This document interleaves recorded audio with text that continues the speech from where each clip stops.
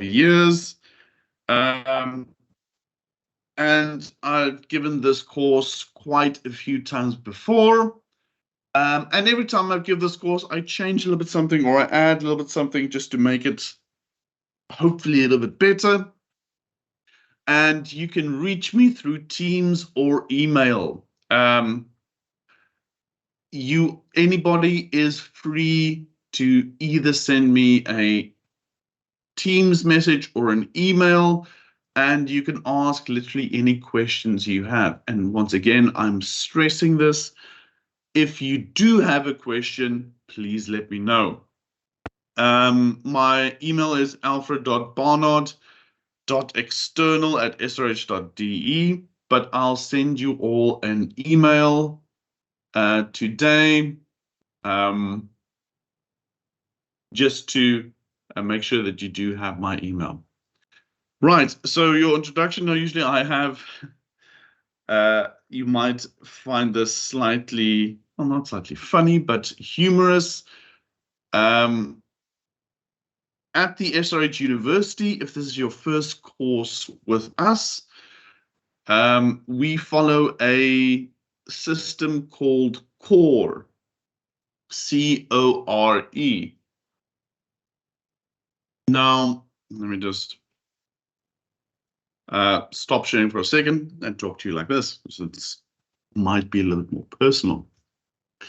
So at SRH, we do a system called CORE, and it involves a lot of activity in the class in terms of discussion, question and answer sessions, presentations, breaking up into small groups and discussing certain items.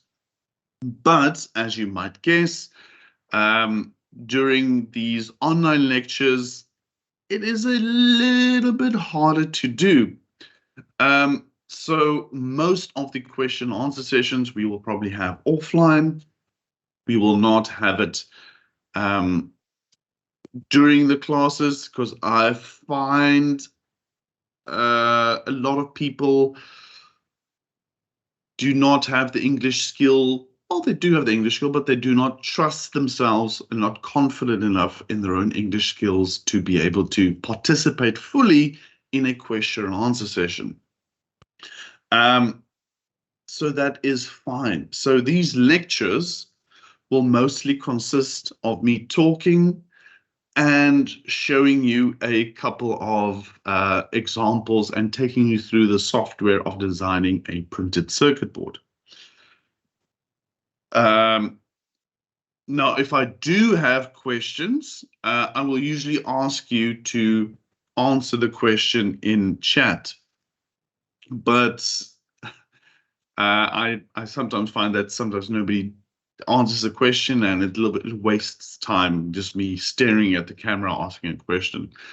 Now, this system does work a lot better when we're inside of class, and usually the students find that these question and answer sessions are a lot more fun if you're actually present within the class, because the online elements is a little bit, it's a little bit harder to do. And I'm just writing a message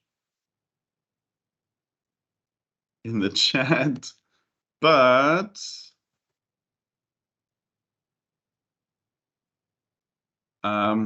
right. So there is a element where you can raise a hand in Teams. I'm sure you're probably aware of it. You click on it, it raises a hand, and then you can then ask. Right, you can then ask any questions you like. It's fine. Usually I like it if people interact, but if that doesn't happen, that's also fine. It's like also the idea of this course that you get a little bit warmed up in the German type of class giving. Well, this is, yeah, it's a good warm up in terms of that. Okay, so I'm sharing my screen again, and we'll get back to the presentation. Now, I will switch between my screen and talking to you in this kind of form. And then I will always tell you, okay, I'm sharing my screen. And like I said, sometimes I do forget. Right. So I know about your background, as I usually have given this class quite a few times before, and I have gotten a lot of interaction with students. Now, I am always, well, I'm not surprised anymore, but your students from your university generally do really well with this course, and I'm always impressed at how well you do. Right, so what are we doing? So we are going to be designing printed circuit boards. Now, what you probably know about printed circuit boards, I will use the term PCB or printed circuit board interchangeably, or circuit board. And they basically are everywhere. Every single electronic device that we use some kind of circuit. And the idea of having a printed circuit board just makes our life a whole lot easier. So let's have an overview of the course. Now, these are just title slides, and I will a lot of the time just like skip over them. So as well, after I have finished with this specific lecture, I will then email the presentation as a PDF, just so that you can have this email, just you can have this presentation that we go through. And also, whenever I do use something in class, if it's a circuit or some sort of information about components and whatever, I will always send it to you or email it to you. Sometimes I will attach it in chat, but usually that sometimes does not work that well. So if I do use something like this presentation, I will always email it to you, so that you have it and you can have it a little bit later. But always the problem, I sometimes have students who then think, okay, I've got the presentation, I don't need to be in class. Sure, although this is a more practical based focus class, where we will use this presentation to go through a little bit of the theory and some ideas about physically building a circuit. And then if you just have the presentation, you will lose a lot of the information. So please pay attention, class. So I'm just going through elements as I think about them. Also, I'm not recording these sessions. For one course, I did record them, but the recordings did not really add more value to the classes, so these sessions are not recorded. But you feel free to take any notes that you would like. I usually recommend that students take notes while we are having this class, just so they have an idea of what we did in this class.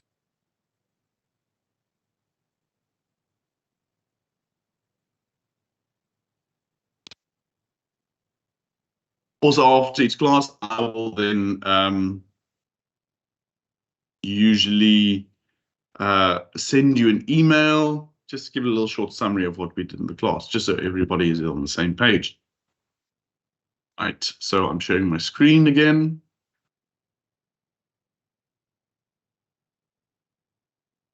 So we're going to have some classes over the following weeks. You should have a schedule.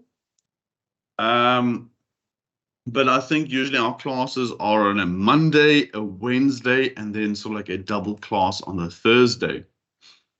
So the idea how this should work is that we have mostly we will be doing a practical element of the class, and then usually on a Monday and a Tuesday, I will talk through a couple of elements that and demonstrate a couple of elements. And then on the double class on the Thursday, we will do some practical examples, and I'll take you through some examples of how to do that using the software.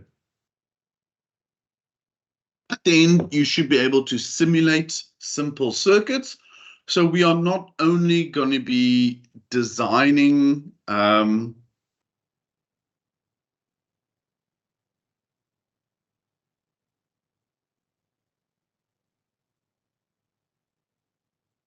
So we're not only going to be designing the printed circuit boards, we are also going to be simulating circuits.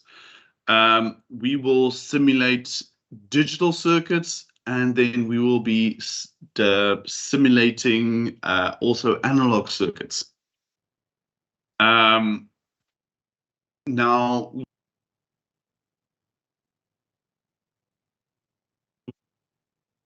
we will be limited in the complexity of the circuits that we can simulate due to the software we're using. But I will show you how to simulate some circuits, and hopefully that will then translate to you to be able to use that knowledge and information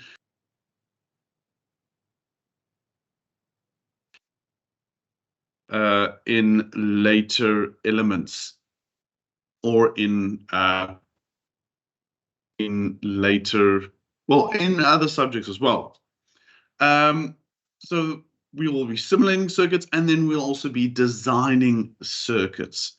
So what do I mean by designing circuits is that we will be using software, specifically EagleCAD, which I will put the link in the chat so you can install it on your computers. It is free software for you to download and use. But we'll talk about the limitations a little bit later. We will be designing circuits.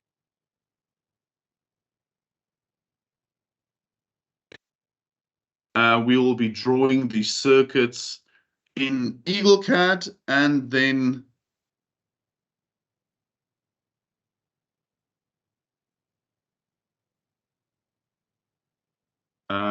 using those circuits to create our printed circuit boards. Let me take you through the whole process.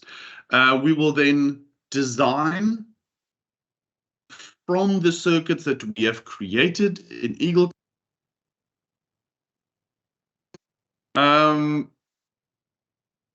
Sorry, for some reason my microphone keeps on being muted. Now, I did not specifically create the administration rights, so please, if one of you is constantly muting my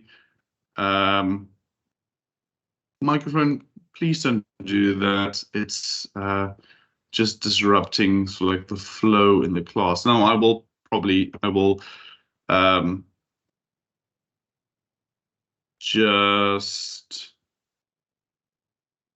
set it up next time. You won't be able to do it, but it is just a little bit distracting.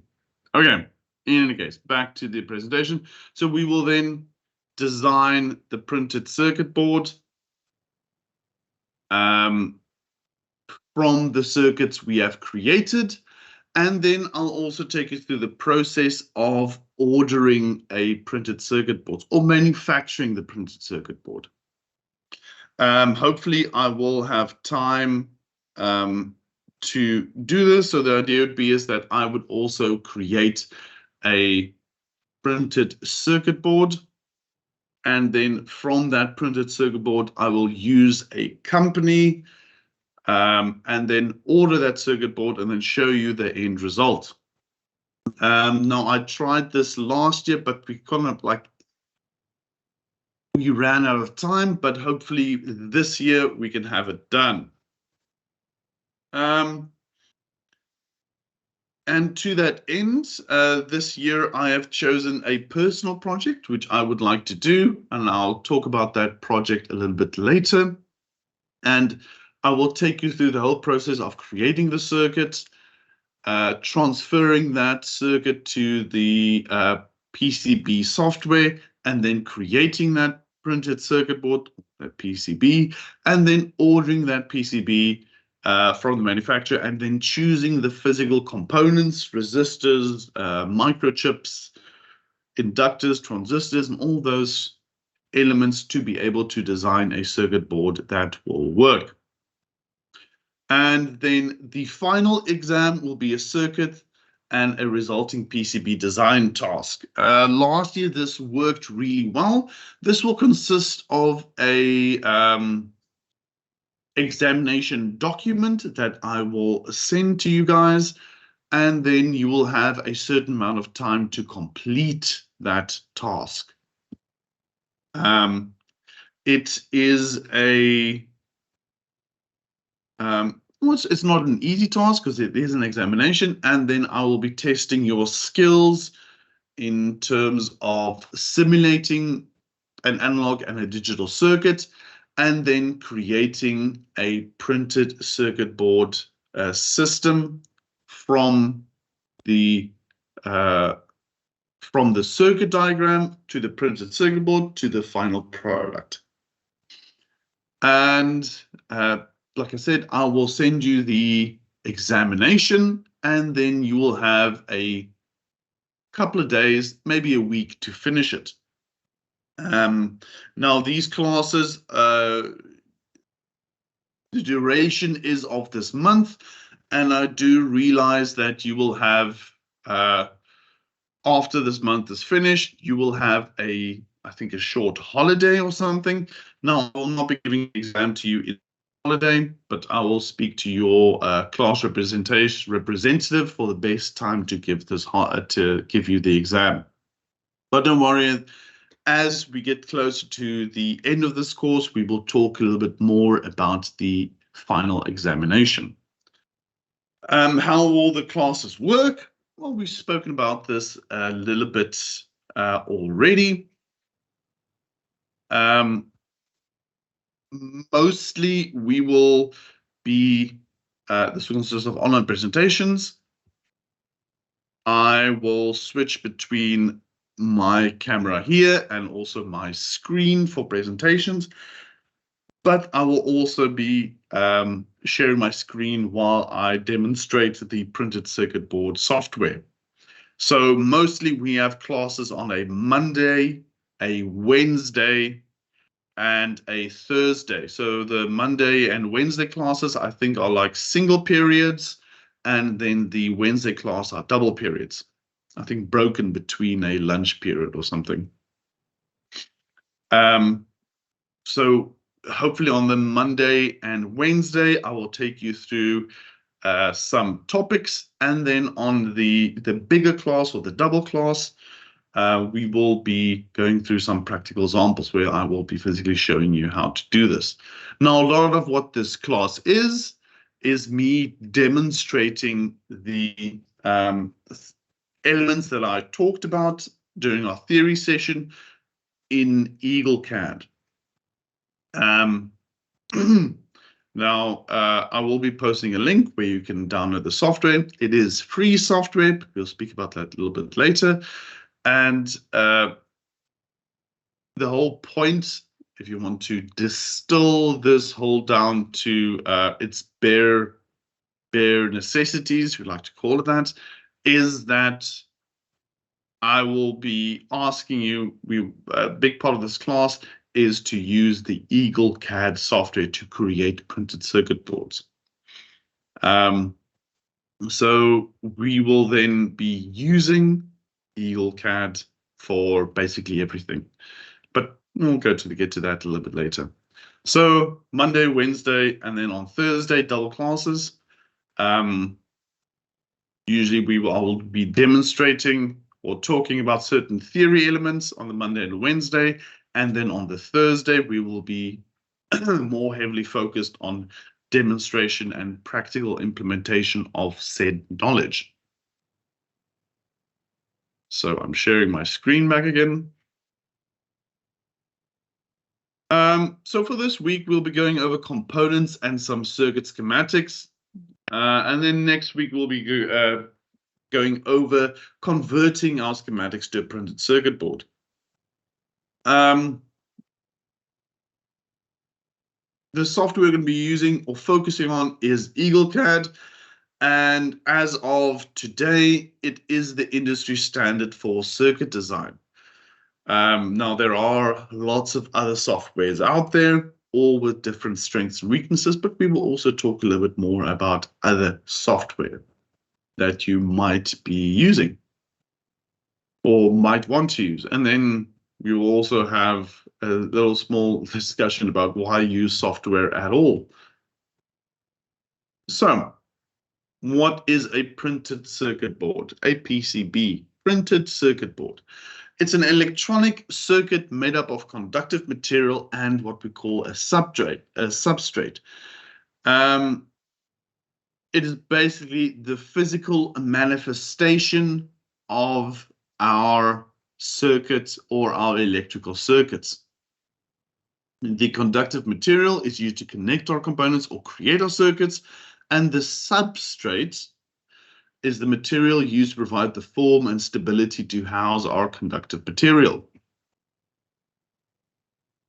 So these are just a little bit of the definitions. With printed circuit board design, we have our own little language terms that we're using, and I will be also describing these terms. But for now, we have the conductive material that connects our circuits, and we also have the substrate, which is basically just the firm backing of the circuit, which gives it its shape. It'll make a lot more sense once we get to the physical boards itself. Right, so I'm sharing my screen once again. Usually our conductive material would be either copper or gold, but this will be depending on our applications of our circuit, and we'll be discussing the physical properties of the conductive material in a little while. High-end processors might have gold used to create the connections. You might have heard that in a lot of microcontrollers or other integrated circuits, there is a fair amount of gold in them, but we'll speak about why we use gold or copper. Usually most electronic circuits use copper or another conductive alloy. Copper is by far, copper or an alloy, or its alloy called brass, is by far the most used element in electric circuits or conductive material used in circuits. But why use gold or copper? To answer that question, we have to backtrack a little bit. This comes down to the physical or electrical properties of the material. Specifically, the one we are interested in is called resistivity. And this is how resistive our element is per length of that specific element. Now we have this small equation here, which you might or may not have seen. If I want to calculate the resistivity of a certain conductor, we have R, which is the electrical resistivity of a uniform specimen, the cross-sectional area of this element, and then L, the length of the specimen. And using this formula, we end up with a, I think this is actually rho, but it is the resistivity of the element. So how much resistance per unit length this element gives us.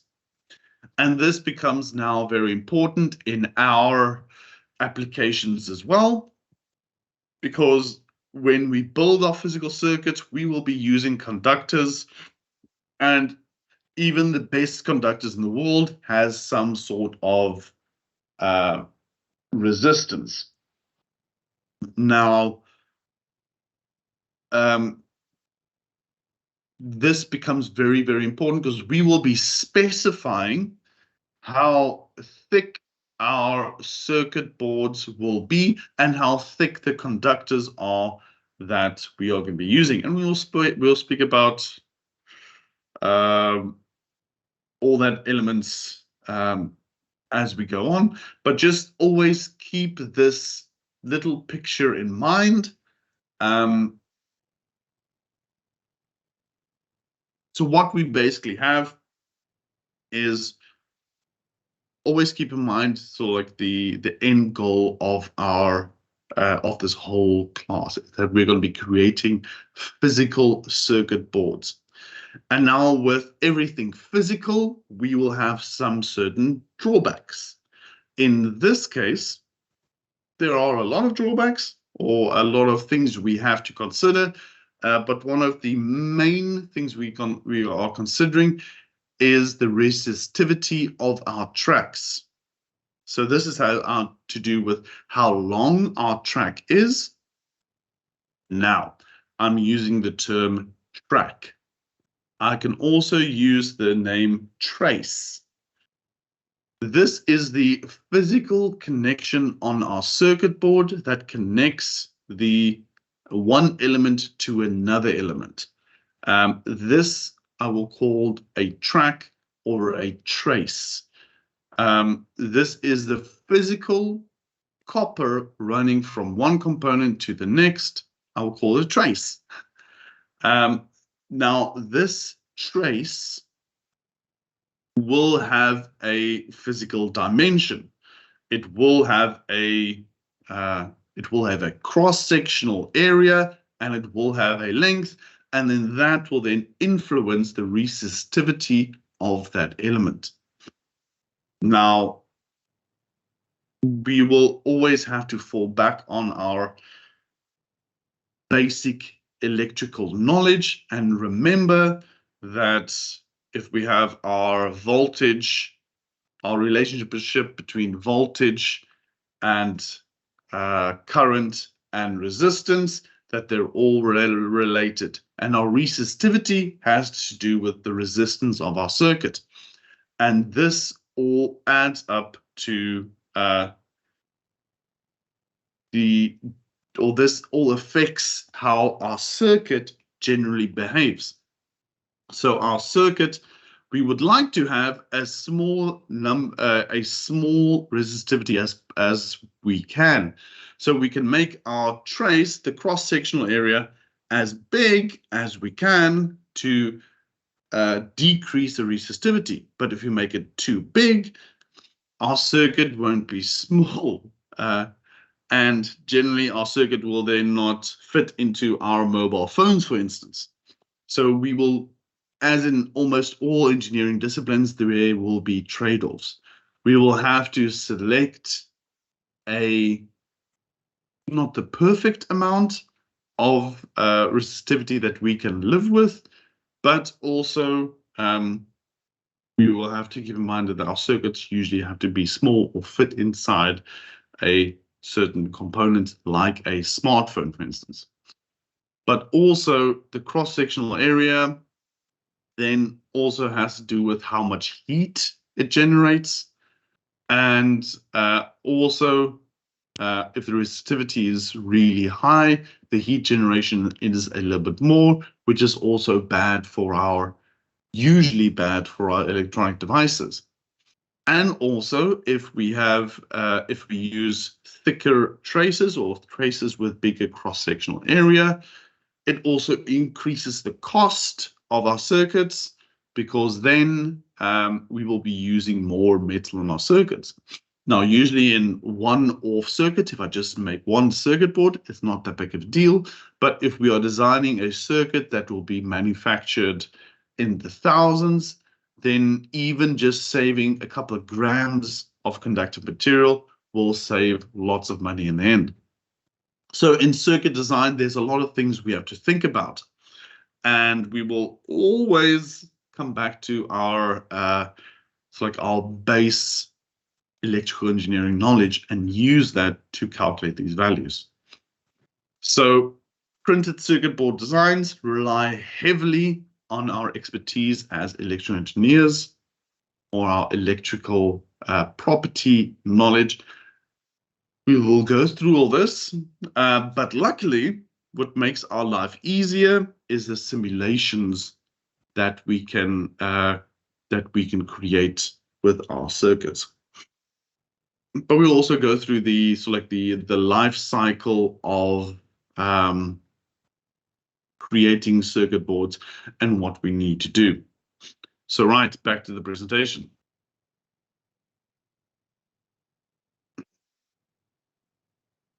So usually we will use this property, resistivity, to pick a good material for our conductor. And as we spoke about when talking about conductors and connections in terms of PCB, we call them traces. All traces, no matter what the material, will have some kind of resistance. Like I said, a material with no resistance has not yet been discovered. And also resistance also equates to power loss. But we'll speak about about all those elements in a short while. And it also affects the speed of signals that is carried by the trace. So the speed of signals, what do I mean by that? Well, if we have a digital circuit that operates at a certain set frequency, we'll have to make sure that the trace is the physical attributes of that trace is good enough so that the that digital signal is not affected inside of that circuit. And this will also affect the noise experienced in the circuit. Now, I am throwing a lot of little attributes and properties at you, like noise and power laws and signal. But don't worry, as we go through the examples, we will work through them and I will hopefully physically demonstrate what they mean. But in this case, I'm using term as the term noise in our circuit. I'm talking about a disturbance within our circuit or unwanted signals that might be generated in our circuit. Usually for high-speed digital circuits, this will become a little bit of an issue, but as we go through the circuit design, we will talk more about limiting noise within our circuits.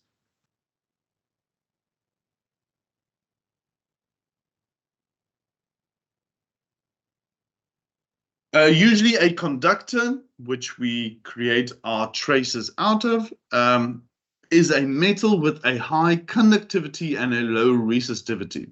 Like an insulator, like glass, has very low conductivity and very high resistivity. And a conductor of a semiconductor variety, generally intermediate, so in between a conductor and an insulator, but varies widely under different conditions, such as exposure of the material to electric fields or specific frequencies of light, and most important, with temperature and composition of the semiconductor material.